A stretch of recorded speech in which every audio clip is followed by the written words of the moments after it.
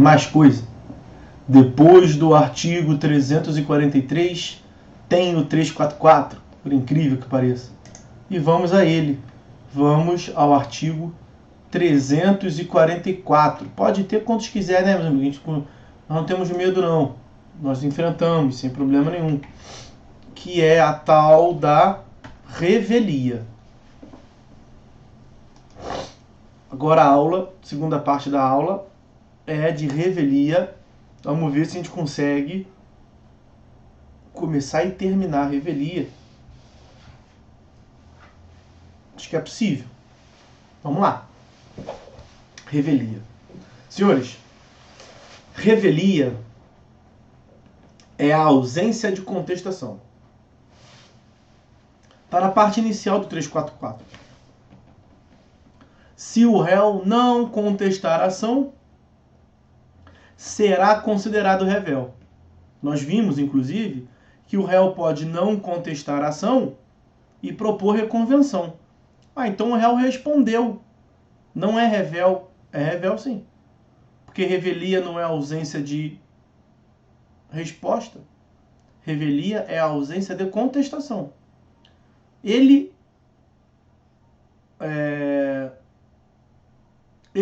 reconveio. Ele reconviu. Logo ele respondeu. Mas ele não contestou. 343, parágrafo 6º. O réu pode propor reconvenção independentemente de oferecer contestação. Então, se ele não contestou, ele é revel. Pouco importa se ele reconviu ou não. São coisas distintas. São institutos distintos. E têm finalidades distintas. O que o 344, na parte inicial, está então dizendo para vocês é que a ausência de defesa gera a revelia. Nós até já vimos um instituto parecido. Os senhores vão se lembrar, porque os senhores são brabos, do artigo 341. 341 é o que trata do ônus da impugnação especificada. Ônus da impugnação especificada. Incumbe ao réu manifestar-se precisamente sobre as alegações de fato constantes da petição inicial, presumindo-se verdadeiras as não impugnadas. Então, o autor na petição inicial apresentou fato 1, fato 2. O réu, na contestação, tem que fazer o quê? Impugnar o fato 1. Ou não aconteceu dessa forma, não é bem assim, vou trazer uma questão nova. Vimos que defesa de mérito direto, indireta. E quanto ao fato 2, mesma coisa, tem que impugnar. Contraditório, tem que contradizer. E se ele, na contestação, se limita a bater apenas no fato 1? Não impugna o fato 2. O que o 341 diz?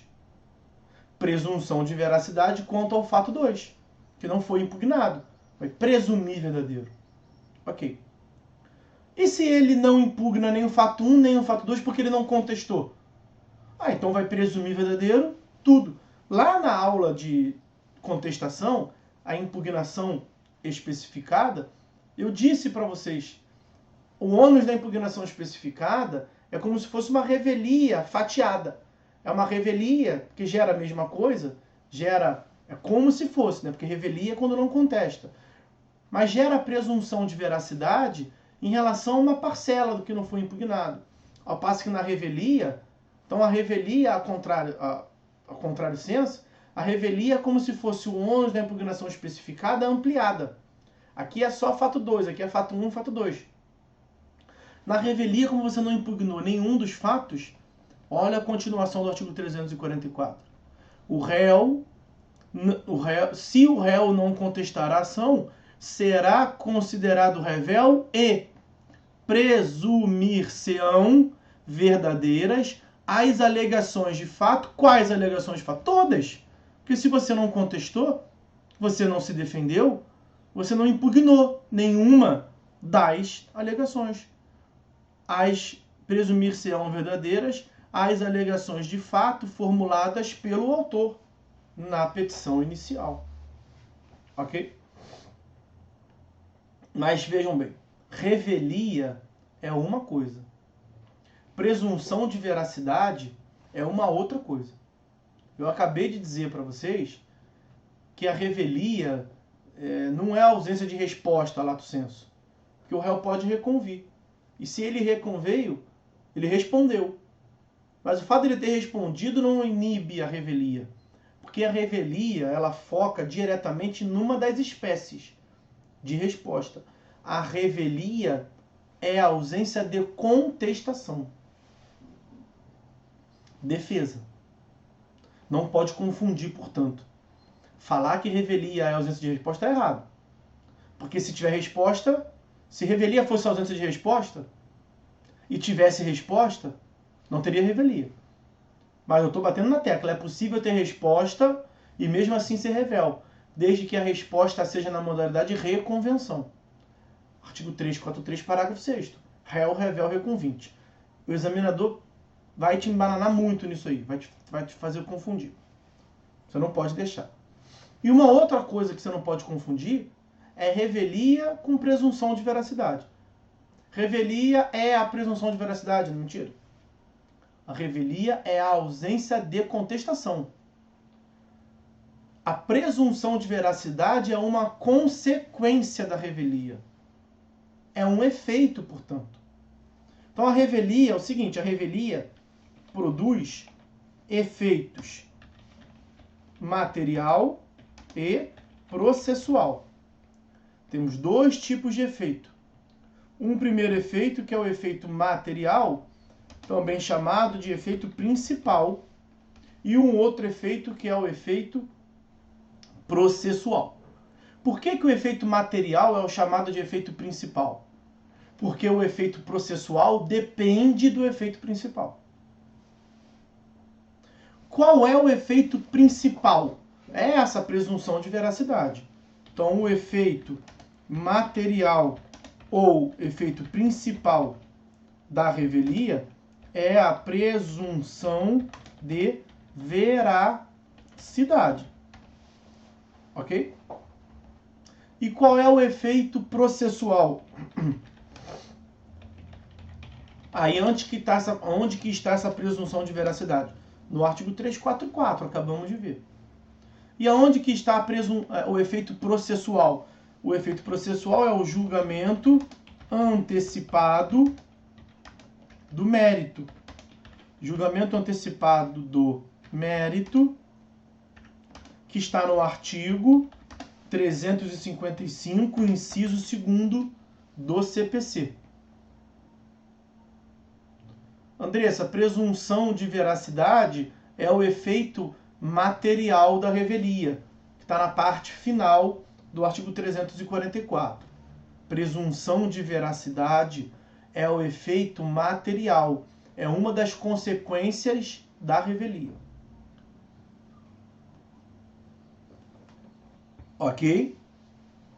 Agora, veja bem, por que nós teremos esse efeito processual de julgamento antecipado do mérito quando tiver o efeito material da presunção de veracidade? Por quê? Por conta do seguinte, olha só. O que é a cognição? Cognição não é a junção de alegações mais provas. Cognição, alegações mais provas. Digo eu agora para vocês.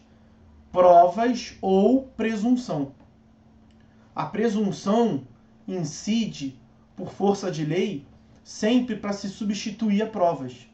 Então, cognição, na verdade, é a análise das alegações mais provas ou presunções. O juiz pode julgar com base em presunção quando a lei assim admitir.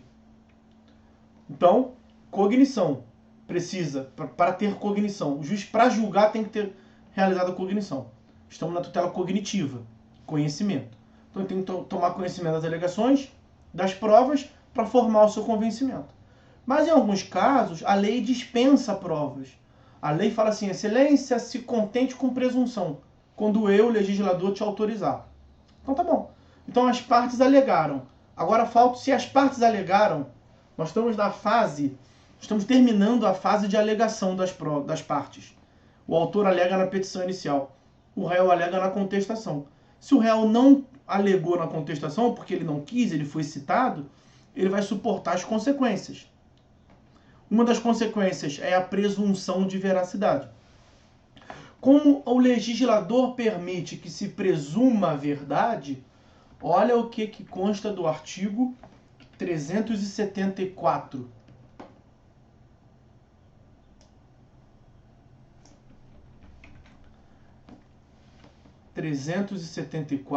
Inciso 4º. Tá aí.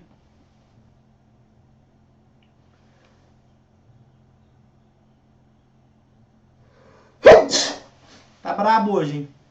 Senhor. 374, inciso 4º. Não dependem de provas. Então não precisa de prova. O quê? Oh, não. Divana, vira essa boca pra lá. Não é corona, não. É Friburgo mesmo. Nada disso, Brian. Coronavírus, nada disso. Olha o 374. Não dependem de provas os fatos. Inciso 4º. Em cujo favor milita presunção legal de existência ou de veracidade. Nós estamos vendo um caso em que tem presunção de veracidade.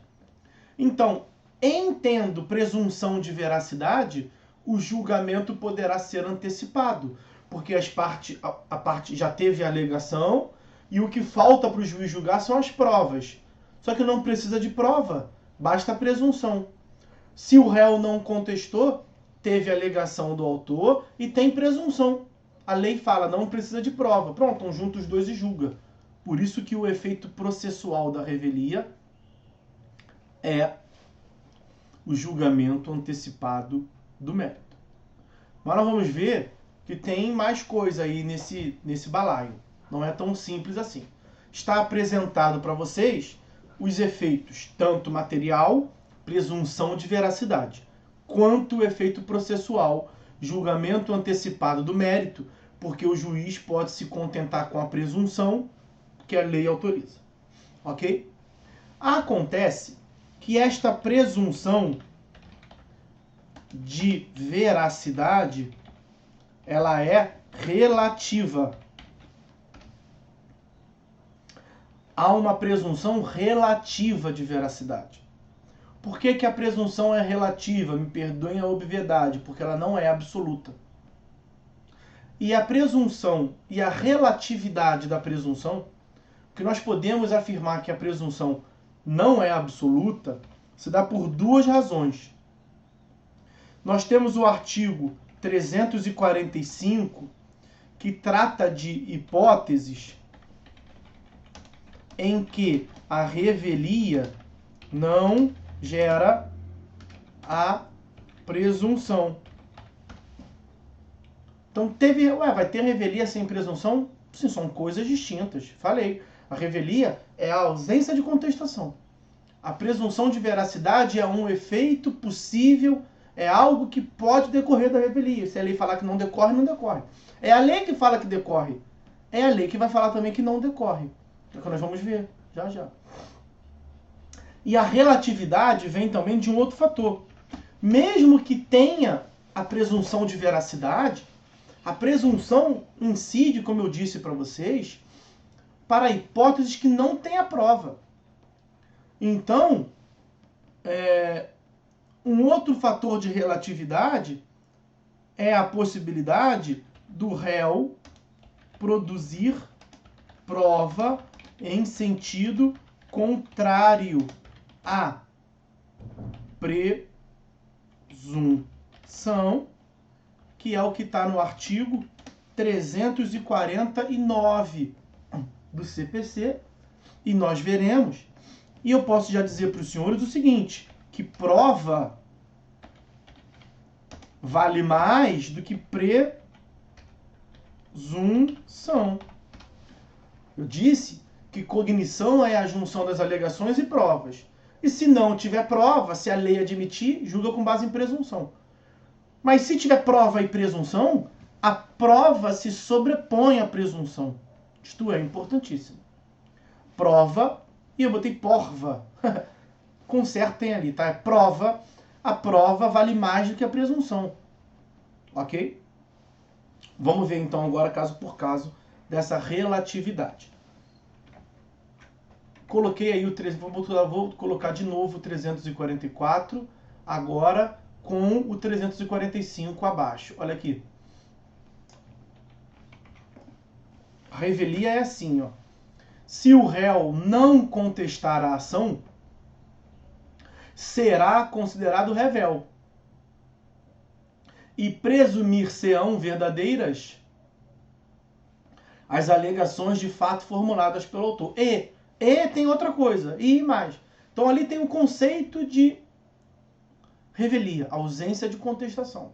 E tem um dos efeitos, presunção de veracidade. Já sabemos agora que é a presunção relativa de veracidade daquilo que o autor apresentou, ok? Por que é presunção relativa? Já falei para vocês.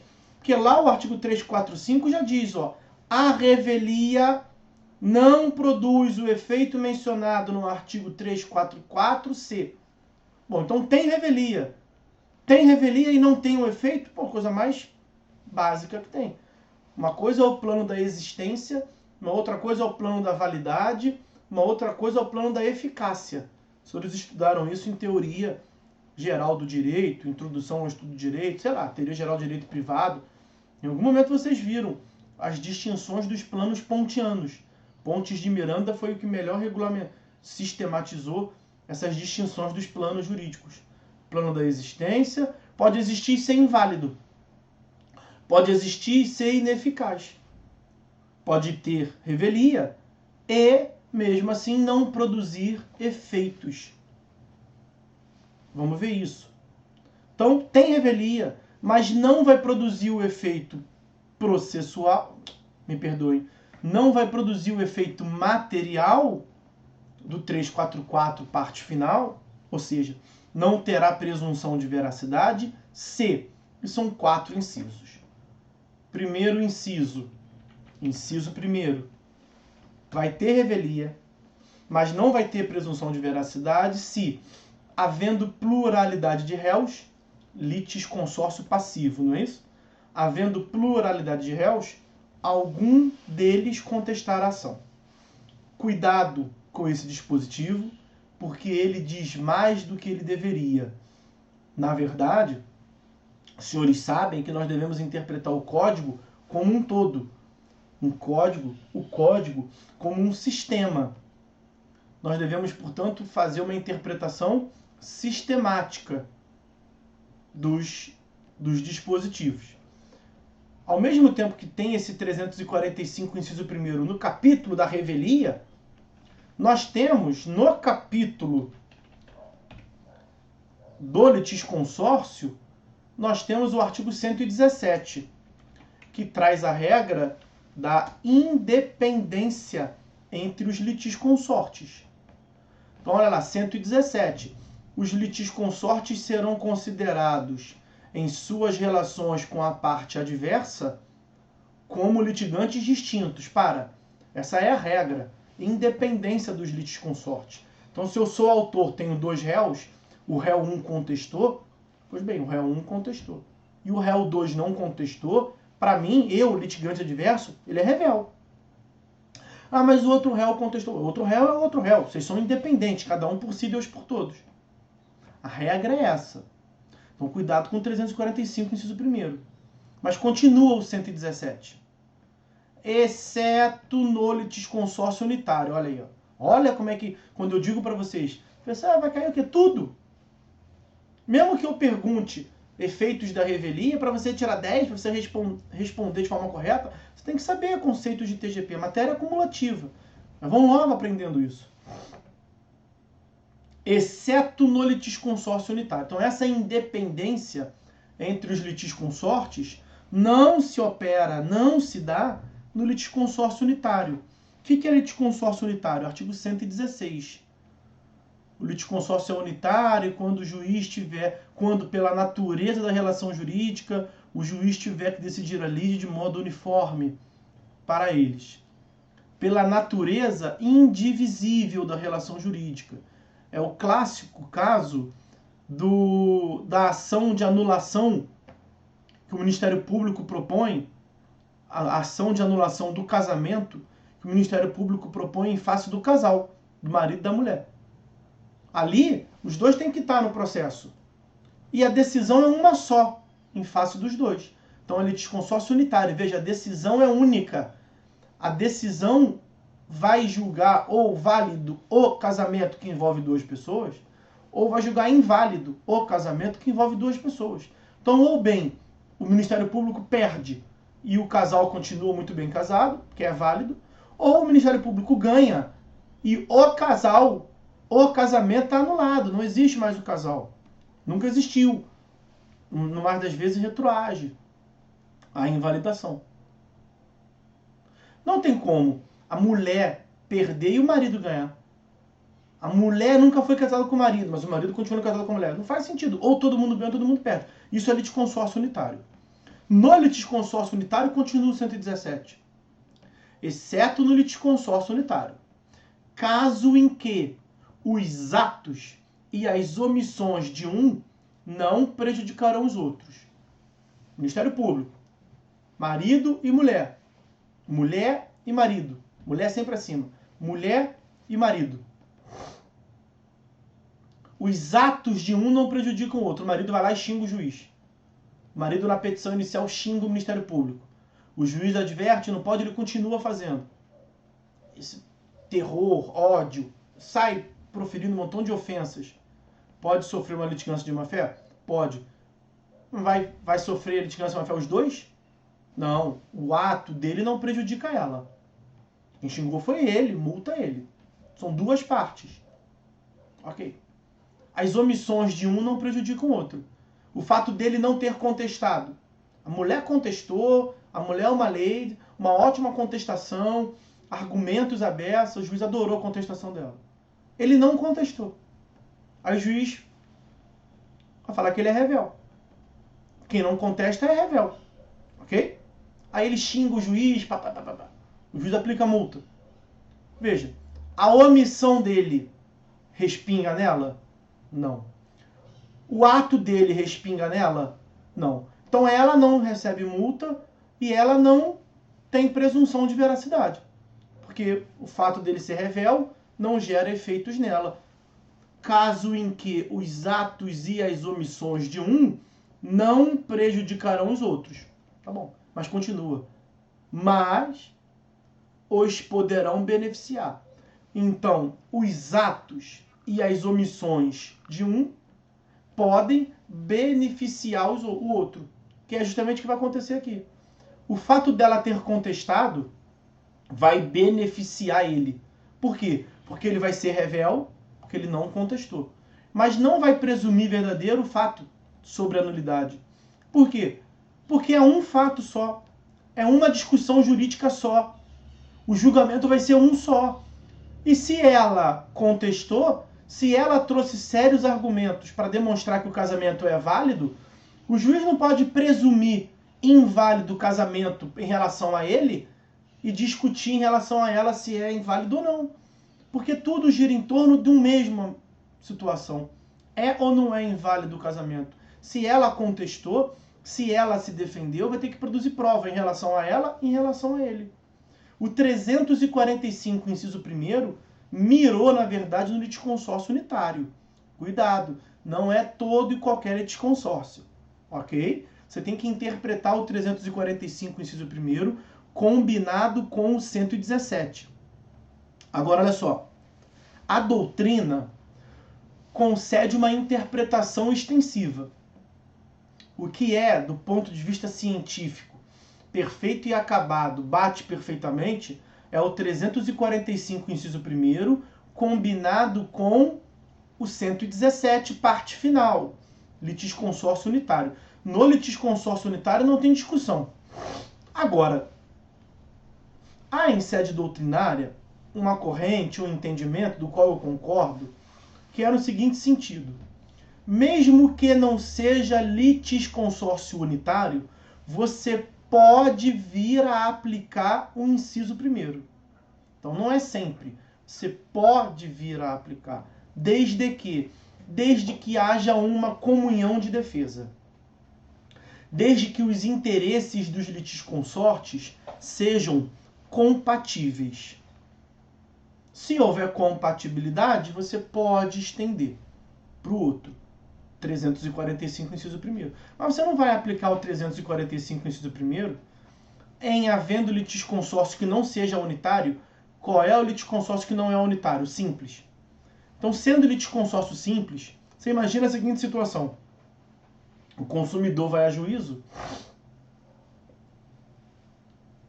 em face da Motorola e em face das Casas Bahia. Aí, na contestação, a Motorola diz assim: Excelência, eu não tenho que pagar nada não tenho que ressarcir dano nenhum, porque não há nenhum defeito de fabricação. Na verdade, isso que o consumidor está relatando aí, isso acontece mesmo, mas isso é uma falha de acondicionamento. Isto é uma falha de conservação. Isto é uma falha do depósito da Casa Bahia. Teve umidade, teve sei lá o que lá, ou teve choque, lá nas Casas Bahia. Então eu não quero pagar, porque quem tem que pagar é ela. Aí as Casas Bahia não contestam.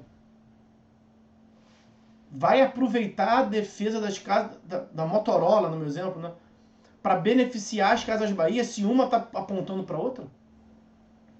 Pode acontecer, de um litisconsorte tirar o corpo fora e empurrar para o outro. Não sou eu, é ele. Não está nem se contrapondo ao que a outra parte está dizendo, porque às vezes é irrefutável, às vezes não tem como, está provado. Aí fica um contra o outro.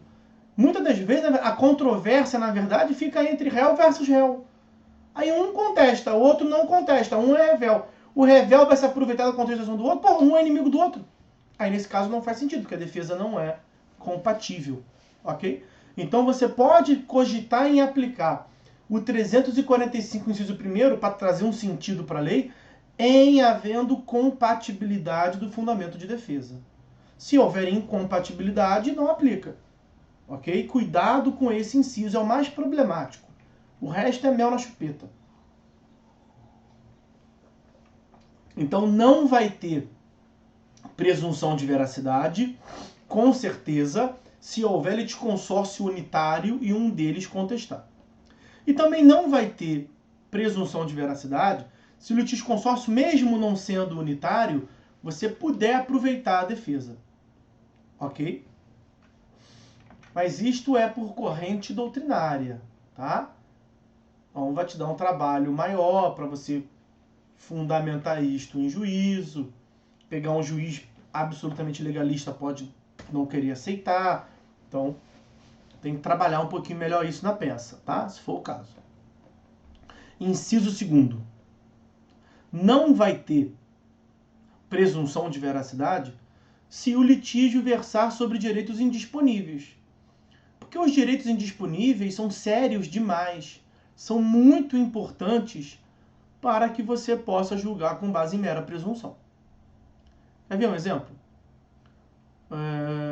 A parte vai a juízo, a autora, em face do réu, solicitando o reconhecimento de paternidade do réu. Veja, paternidade é direito indisponível. Tem origem genética, tem várias questões envolvidas no contexto da paternidade. Não é paternidade.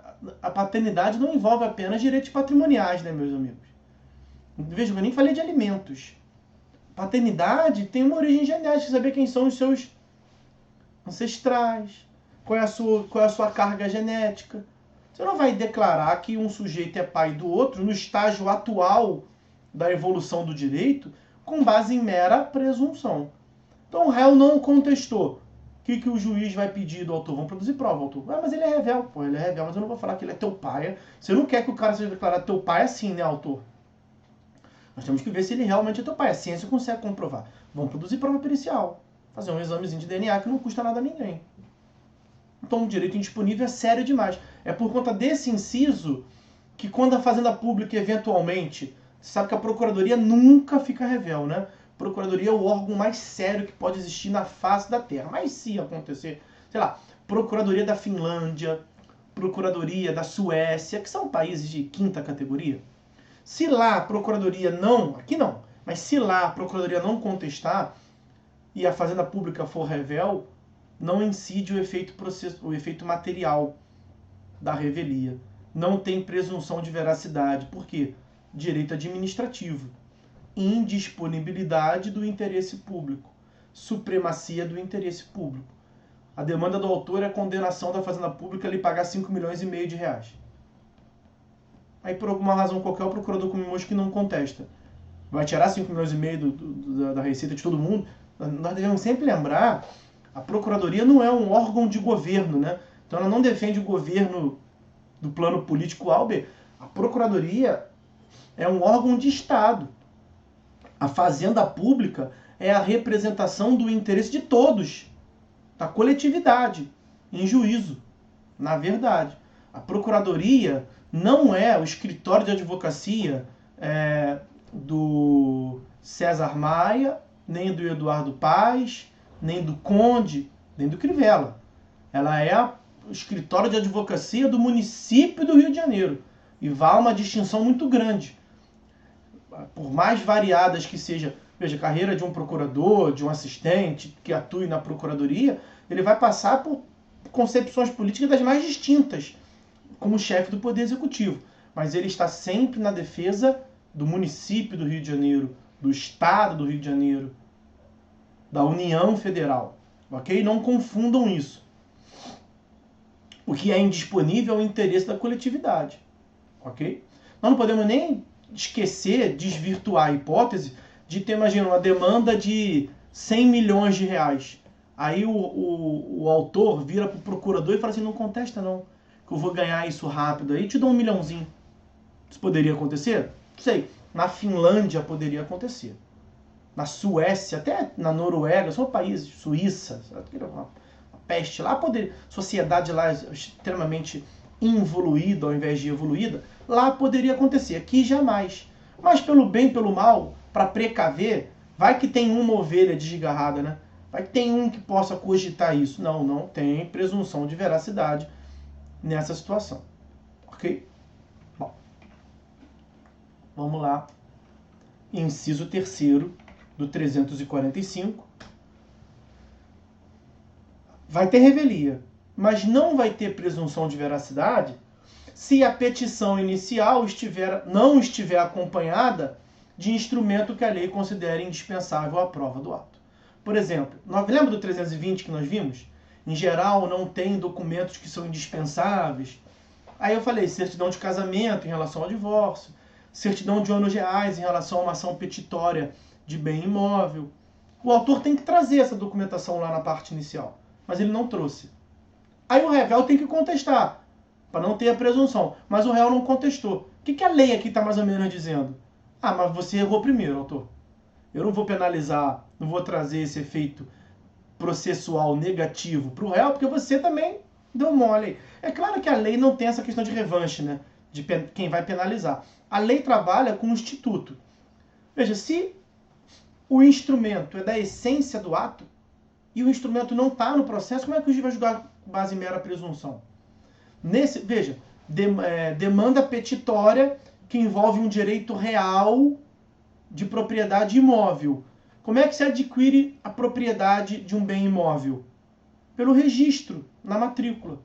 Então, sem que venha aos autos o registro da matrícula, a certidão, dizendo quem que afinal de contas é o dono, o juiz não vai presumir quem é dono. Não vai porque a lei não deixa. Aqui, na verdade, é uma aplicação sistêmica do direito. Tá? Então, quando a lei exige como prova do ato certos instrumentos, instrumento público, certidão é um instrumento público, logo, meus amigos, você não pode julgar com base em mera presunção. Porque eu coloquei ali em cima. Prova vale mais que presunção. A presunção se substitui à prova. Então, quando aqui está exigindo prova, quando diz lá que tem que ter um instrumento indispensável à prova do ato, é que tem que ter prova, não pode ter mera presunção. Por fim, inciso 4º.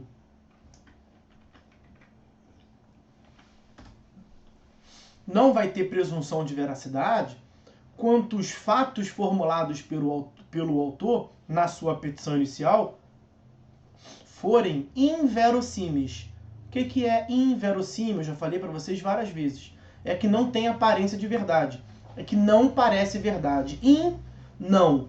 Vero, verdade. Símil, de semelhança. Verossimilhança. É que aparece verdade. Inverossímil é que não parece verdade. Então o juiz não vai presumir, não vai fingir que aquilo aconteceu, se a lei está dizendo que ele pode deixar de considerar se ele achar que o fato é inverossímil. Exemplo de fato inverossímil, que não parece verdade. O autor diz que se envolveu num acidente de trânsito com réu, foi que originou lá a reconvenção. Aí ele fala assim, excelência, a colisão se deu na Avenida Brasil, em frente ao Caju, num dia útil, numa sexta-feira, às 17h30, 5h30 da tarde. E aí o réu, foi o seguinte, o réu vinha a 300 km por hora numa Brasília e aí bateu na traseira do meu carro. A culpa é dele, eu quero indenização. Imagina que esse réu não conteste. O juiz vai considerar que é verdadeiro, que às 5h30 da tarde de um dia útil, pior, uma sexta-feira, onde tem muito mais carro, veja, ali você não consegue botar 10 km por hora em frente ao Caju, ainda mais com a obra que está tendo, a experiência comum nos diz que não pode. Ah, mas o juiz não passa por ali. É quem disse? Pode passar. Já pode ter passado na vida, ele sabe. E ele pode ver RJTV, que sobrevoa ali sempre. Ele sabe que na região do centro, às 17h30 de um dia útil, ninguém consegue trafegar em alta velocidade. O que dirá uma Brasília a 300 km por hora. Então ele vai falar assim, cara, isso não parece verdade. Mesmo que o réu não tenha contestado, eu não vou presumir que o negócio desse é verdadeiro. Aí tá absurdo demais. Quero prova. Ele pode exigir prova. Ok? Ou estiver em contradição com a prova dos atos. Imagina, o autor trouxe prova. E a prova que o autor trouxe, nós veremos que a prova, quando aparece nos autos, a prova é dos autos. A prova é do processo. É o princípio da comunhão, ou o princípio da aquisição da prova. A prova pode tanto te beneficiar quanto te prejudicar. O autor trouxe um recibo de quitação e ele pede lá o comprovante e ele pede pagamento. Ou, nesse exemplo, nesse caso do acidente de trânsito, depois que chegou lá o aparato policial, lá no acidente e tal, fizeram um exame de sangue nas partes. E aí constatou no exame de sangue do autor que ele estava embriagado. E ele junta isso lá. Isso está indo contra a alegação dele, de que ele não deu causa ao acidente. Ele estava embriagado, então o juiz pode falar, não, eu quero prova disso aí. Além dessa sua prova, eu quero outras provas para me confirmar, porque essa prova, na verdade, ela vai contra os seus interesses e não a favor do seu interesse. Então eu não vou presumir que a responsabilidade pelo acidente é do réu. Não estou acreditando nisso. Quero prova. Então, nesses casos em que a alegação do autor é absurda, delirante, que não pareça verdade. Porque veja, se um vai ao outro dizendo que deve, isso vai parecer verdade para o juiz? Não vai parecer nem verdade nem que nem verdade, aí a presunção incide. Quando é uma causa absurda, assim, que foge à experiência comum, o juiz pode deixar de aplicar. E, quando tem nos autos prova contrária à presunção, prevalece prova ou presunção? Prova. Prova vale mais que a presunção. Ok? Pois veja bem. Revelia, nós já vimos que é a ausência de contestação. Presunção de veracidade é uma consequência da revelia. E a presunção de veracidade pode ter ou não, mesmo tendo revelia. Então a revelia pode produzir o efeito da presunção ou não produzir. Se ela não produzir o efeito da presunção, quando? Artigo 345. Nas hipóteses do artigo 345, olha só o 348. Se o réu não contestar a ação, o juiz, verificando a inocorrência do efeito da revelia previsto no artigo 344, veja, se o réu não contestar a ação. ele foi revel. Se não tiver o efeito do 344, é o 345. Então, 348, tendo revelia e batendo lá no 345, o juiz vai ordenar que o autor especifique as provas que pretende produzir, se ainda não tiver feito. Por que o juiz vai precisar de prova? Porque não vai ter presunção. Cognição é alegações mais provas. Teve revelia, filho, mas não teve o efeito material da revelia. Então o juiz vai continuar querendo prova. É isso. Vai ter que produzir prova. Em qualquer dos casos do artigo 345. Então o 345 gera o 348. Ok? Agora vamos ficar no 344, que tem o efeito material da revelia. Olha o que prevê o artigo 346. Os prazos contra o revel que não tenha patrono nos autos fluirão da data da publicação do ato decisório no órgão oficial. Vejam bem, no Código de 73, os prazos em face do réu revel eram contados do cartório. Significa isso dizer que não tinha publicação. Então o Código atual está dizendo que vai ter publicação sempre. Se tiver advogado constituído nos autos, que o réu pode ser revel, porque comeu mosca, porque perdeu o prazo, porque o advogado esqueceu. Mas ele tem advogado. O advogado compareceu à audiência de conciliação e mediação com ele, está juntado aos autos a procuração, e aí vai publicar os atos todos em nome do advogado. E se ele não tiver advogado, mesmo assim vai publicar. Vai publicar no Diário Oficial sem ter nome de advogado. Ok? Tem que publicar sempre. Acabou essa história de... Porque isso era cruel demais com o réu. Acabou essa história de prazos contra o réu correr em cartório. 346 caput. Olha o parágrafo único. O revel, poderá intervir no processo em qualquer fase, recebendo-o no estado em que se encontrar. Claro, ele não pode querer entrar no processo da metade final e falar assim, que bom, voltei aqui agora, estava muito ocupado antes, quero voltar lá atrás. Me dá o prazo de volta para eu contestar? Claro que não. O processo é feito por etapas que se sucedem. Não contestou, é revel. Mas eu quero continuar brincando, eu quero brincar agora de contraditório, não brinquei antes. Tá bom, pode aparecer. Entra no processo e pega daqui para frente. Veja, esse pega daqui para frente significa assim, que precluiu, já precluiu. Não vai voltar atrás, diz o 346, parágrafo único. Vai assumir o processo no estado em que se encontra. Então, meus amigos, as matérias sujeitas à preclusão, lembra as espécies de defesa? Exceções e objeções?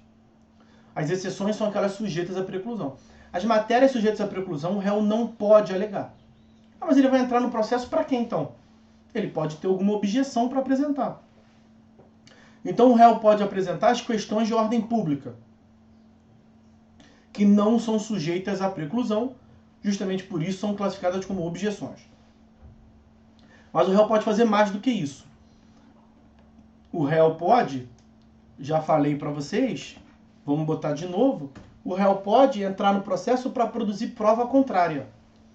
Ao réu revel, será lícita a produção de provas contrapostas às alegações do autor. Alegações do autor que, em tese, estão sendo presumidas. O juiz pode presumir como verdadeiro. O que o réu tem que fazer para afastar a presunção? Trazer prova. Porque prova vale mais que presunção. A presunção só incide quando não tem prova. Então a atuação do réu é basicamente o seguinte, ver se tem uma questão de ordem pública, ele entra no processo e pega dali para frente. Ele tem que ser rápido, tem que ver se tem questão de ordem pública e jogar para o juiz analisar. E tem que produzir prova, rápido, correndo. Tem que produzir prova para afastar a presunção. E por que ele tem que ser rápido? Porque o juiz pode julgar antecipadamente. Vimos lá no 355, 5 segundos. Mencionei, vou colocar agora para encerrar a aula. Mas continua olhando 349. Ao réu revel será lícita a produção de provas contrapostas às alegações do autor, desde que se faça representar nos autos a tempo de praticar, porque pode não dar tempo. O que é esse a tempo de praticar? Réu, você pega daqui para frente. Você pode trazer provas contrapostas. Ok, mas isso, evidentemente, se o juiz não julgar antes, né? Porque se o juiz julgar, tá julgado. Mas espera aí, por favor. Espera aí, você que ficou revel, o problema é teu. Então corre. Por que corre? Corre porque o juiz pode colocar fim a esse processo rapidamente. Colocar fim, como assim? 355, inciso 2º. O juiz pode julgar antecipadamente o mérito. 355. O juiz julgará antecipadamente o pedido, mérito, pedido, proferindo sentença com resolução de mérito, quando? Então vai ter uma sentença. Vai ter a resolução do mérito, um julgamento procedente ou improcedente. Inciso 2º. Quando o réu for revel. O que é réu revel? Aquele que não contestou. 344, parte inicial. Continua. Ocorrer o efeito previsto no 344. Já é um outro requisito. O que é o efeito previsto no 344? Presunção de veracidade. Presunção que é relativa. Então, para acontecer o 344, não pode ter uma das hipóteses do 345. Então, não é caso de 345, é caso de 344. Revelia e presunção de veracidade. Basta isso? Não. Porque mesmo tendo revelia, mesmo tendo presunção de veracidade, se o réu trouxer prova em sentido contrário, o juiz vai ter que julgar com base na prova e não com base em presunção. Tanto que continua o dispositivo. O réu for revel, ocorrer o efeito previsto no 344, presunção de veracidade, e não houver requerimento de prova na forma do artigo 349. São 3 requisitos, portanto, para que nós tenhamos o julgamento antecipado do mérito. Não basta só revelia. Porque revelia é uma coisa. Os efeitos são outra coisa. Tem que ter revelia, presunção de veracidade, e o réu não pode ter aparecido no processo dizendo assim, vou produzir tal prova para afastar. Ou toma aqui a prova para afastar. Ok? Então esse é o efeito processual da revelia. Vejam que o efeito processual da revelia depende do efeito material da revelia. Só se cogita em julgamento antecipado do mérito porque teve presunção de veracidade. O juiz vai antecipar. O que o juiz antecipa? Olha aqui. Aqui no final é a sentença. Petição inicial, sentença. Teve revelia, mais ou menos aqui no meio. Ó. Teve revelia aqui. Por que o juiz vai antecipar? Porque o que ele faria aqui, ele vai fazer aqui. Ele já vai logo julgar. Vai antecipar. Encurtou, não encurtou? Por quê? Porque não precisa produzir prova. Porque vai julgar com base em mera presunção. Revelia. Ó, a contestação era aqui. Aí não teve a contestação. Revelia. Não teve contestação. O juiz vai lá, cadê a contestação? Não tem. Revelia. Tá, calma. Essa revelia gera a presunção? Ou seja, é uma das hipóteses do 345? Não, não é. Ah, então gera a presunção. Tá. Então gera a presunção de veracidade. O réu apareceu? Não, o réu não apareceu. Deixa eu dar uma olhadinha aqui. Eu vou julgar essa merda logo. Você, pum. Antecipa. Mas por que nós temos antecipação? Porque o que vem depois daqui é... produção de prova. Então, da fase postulatória da defesa do réu em diante, nós vamos nos ocupar de prova. Mas se não precisa de prova porque tem presunção, o juiz pode antecipar. Essa é a lógica do Código.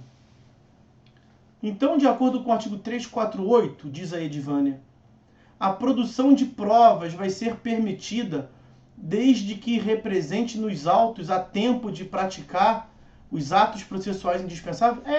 Se o réu aparecer... Lembra que nós falamos que o réu pode aparecer no processo a qualquer tempo? O réu pode aparecer no processo a qualquer tempo para produzir prova e também para trazer objeções, porque não se sujeitam à preclusão. Ou o réu já traz logo a prova, que é o melhor, que vai afastar a presunção, ou convence o juiz da necessidade de produzir prova, em sentido contrário. Você, excelência, eu vou produzir uma prova pericial, vou pagar a prova pericial e vou mostrar que o que o autor está falando não procede. Aí o juiz pode dizer, não, vamos produzir a prova pericial, porque é direito do réu produzir prova. Se o réu aparecer dizendo que tem uma prova que afasta a presunção, o juiz pode não aplicar o 355. Porque o 355 depende de 3 requisitos. Tem que ter revelia, tem que ter presunção e o réu não ter aparecido com prova ou com pedido de produzir prova. Ok?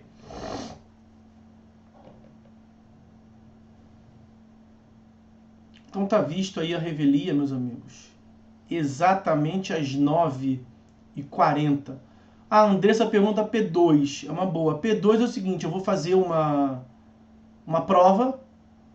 Eu estou até terminando ela. Uma prova com algumas questões objetivas. 1, 2 ou 3 questões discursivas. Para vocês se divertirem e responderem. Vou colocar no sistema, sei lá, semana que vem, ou 15 dias antes da data para entrega. Os senhores terão aí pelo menos 15 dias para responder uma dúzia de questões, sendo boa parte dela objetiva, e aí, ó, responder questão objetiva, até discursiva também, com toda franqueza, com acesso à internet, que não vai ter como restringir isso, com acesso ao material de aula, o professor geralmente cobra o que foi falado em sala de aula, com acesso à lei, pô, mel na chupeta, não tem motivo para preocupação, vai ser muito tranquilo. Mas eu não coloquei no sistema ainda não, eu estou colocando por hora no sistema de outros campos que vai terminar mais cedo, então eu já tenho que colocar lá. A de vocês começa só no final do mês, na verdade de vocês é em julho, né? 1º de julho, então ainda temos bastante tempo. Eu vou colocar a partir da próxima semana, tá? E até por isso que está um pouco embananado os vídeos para o YouTube. Tem muita coisa para botar de vários lugares, mas tá tudo separadinho. Se eu não me engano, até perguntaram daqui, não foi? Se não me engano, alguém perguntou dessa turma. Quando é que vai pro ar? Ó, eu acho que vai pro ar no YouTube hoje, quarta-feira, né? Então, ó, hoje no YouTube vai preliminares, artigo 337, inciso 1º ao 4º.